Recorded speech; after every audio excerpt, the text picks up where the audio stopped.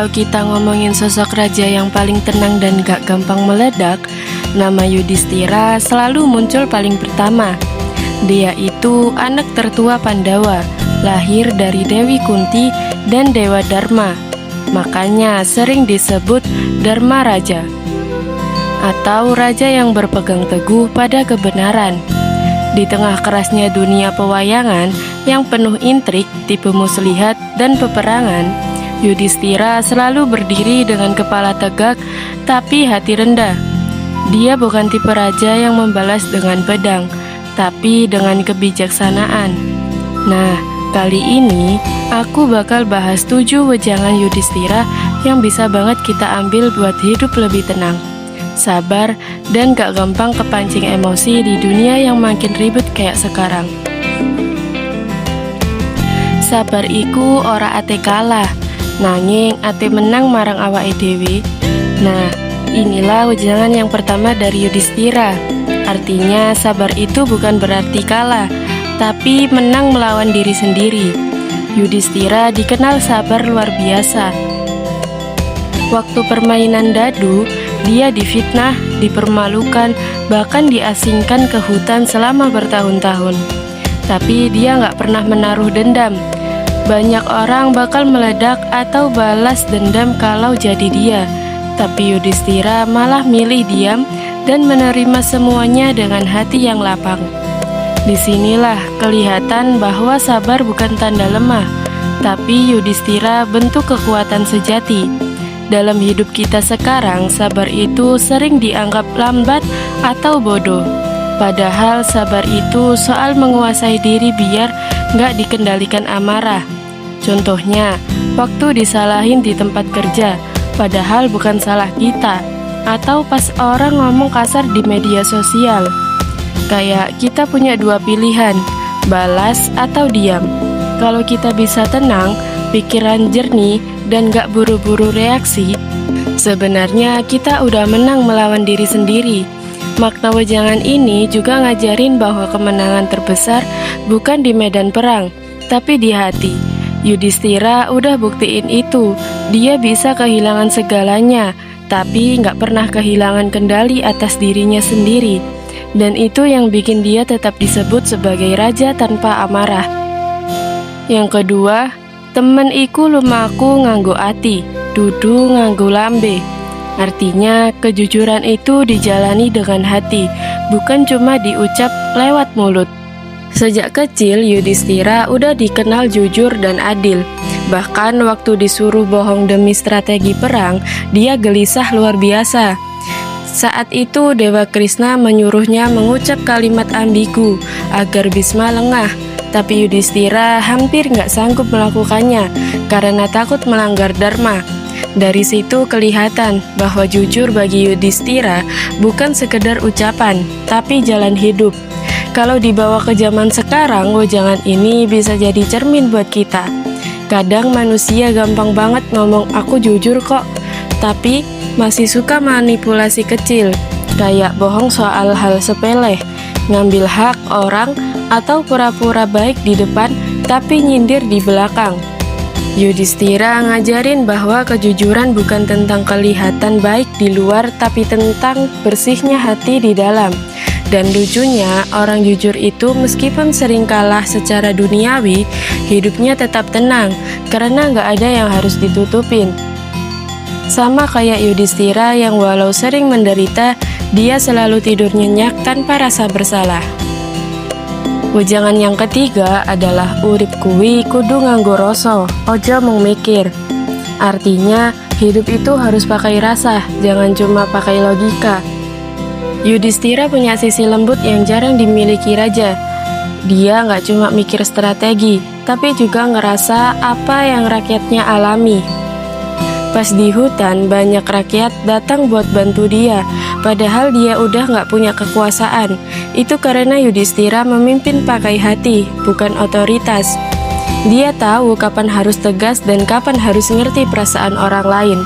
Sekarang banyak orang hidup terlalu pakai otak.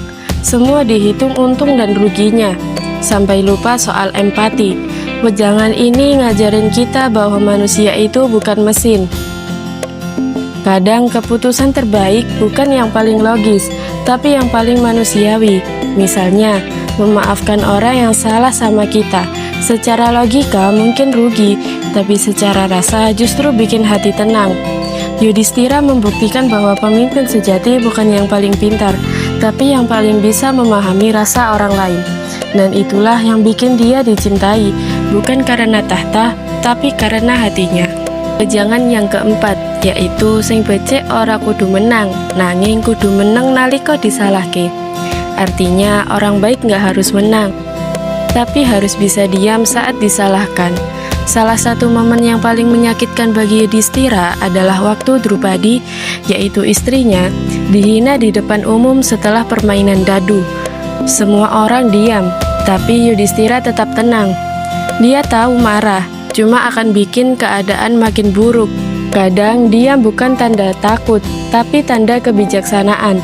Dalam kehidupan modern, wejangan ini kerasa banget. Misalnya waktu difitnah di media sosial atau dikatain tanpa tahu kebenarannya.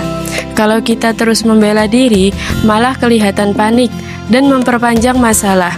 Tapi kalau kita diam dan tetap berjalan dengan benar, waktu sendiri yang akan jadi pembela kita.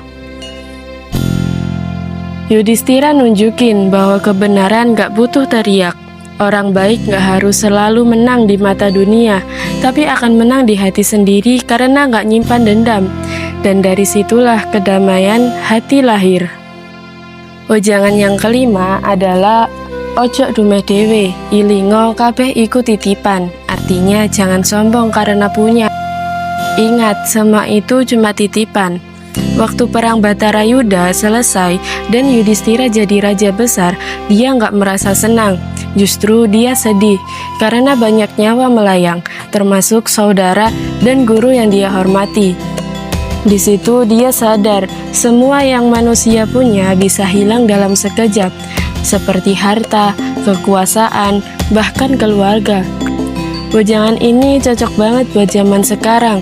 Banyak orang lupa diri begitu dapat sedikit keberuntungan. Kayak sombong di media sosial, ngerasa paling hebat, padahal semua itu sementara. Yudhistira ngajarin, semakin tinggi kita naik, semakin harus rendah hati. Contohnya, kalau kita sukses kerja atau viral karena karya, nggak perlu ngeremehin yang lain. Karena kalau semua itu titipan, kapan saja bisa diambil. Wejangan yang keenam adalah sepi ing pamrih, rame ing gawe. Artinya, jangan banyak pamrih, tapi giatlah bekerja. Yudhistira nggak pernah ngelakuin sesuatu demi pamrih. Bahkan waktu diasingkan, dia tetap bantu rakyat kecil, memberi nasihat, dan menolong siapapun yang datang. Dia nggak pernah nuntut pujian.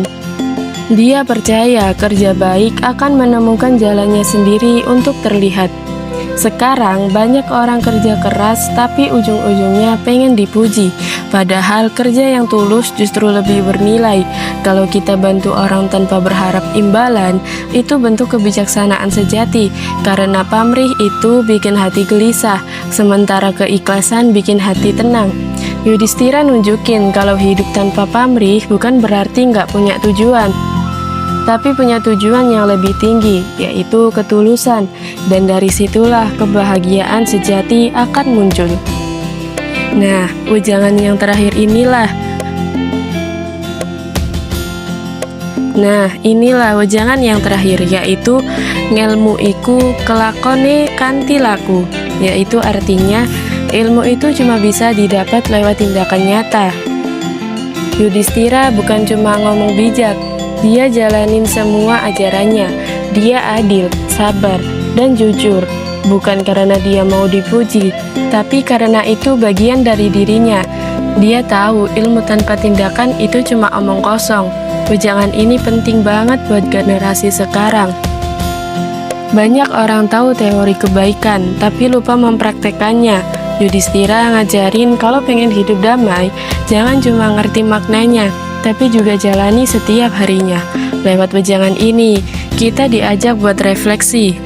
Udahlah, kita menjalani apa yang kita tahu benar, karena ilmu yang benar-benar jadi cahaya hidup, cuma yang diterapkan, bukan cuma dihafal. Yudhistira ngajarin kita bahwa ketenangan bukan datang dari dunia luar, tapi dari cara kita ngatur hati, amarah, keserakahan, dan kesombongan. Cuma bikin hidup makin berat. Tapi kalau kita bisa hidup seperti wejangan-wejangan ini, kayak sabar, jujur, rendah hati, dan tulus, mungkin kita bakal ngerti kenapa Yudhistira disebut sebagai raja tanpa amarah. Karena dia udah menang, bukan atas orang lain, tapi atas dirinya sendiri.